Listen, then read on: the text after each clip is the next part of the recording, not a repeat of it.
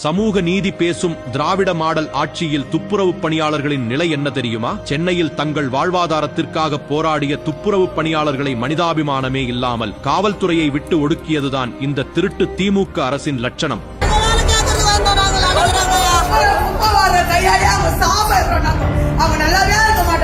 Car பந்தயத்திற்கும் கேளிக்கைக்கும் நேரம் ஒதுக்கும் முதல்வர் ஸ்டாலினுக்கு உதயநிதிக்கு வீதியில் கதறிய ஏழை தொழிலாளர்களை சந்திக்க மனமில்லை. உழைப்பவன் உரிமையை கேட்டால் லத்தியால் பதில் சொல்லும் இந்த வாரிசு அரசியலுக்கு பெயர்தான் விடியலா?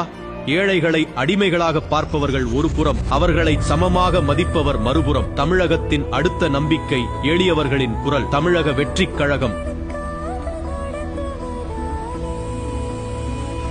ஆனால் அதிகாரம் கையில் இல்லாத போதும் மக்களின் வலியை தன் வலியாக உணர்ந்தார் தளபதி விஜய். அவர்களை தன் இல்லத்திற்கே வரவழைத்து சரிசமமாக அமர வைத்து ஒரு மகனாக அவர்களின் குறைகளை கேட்டு ஆறுதல் கூறினார். இதுதான் உண்மையான தலைமை பண்பு.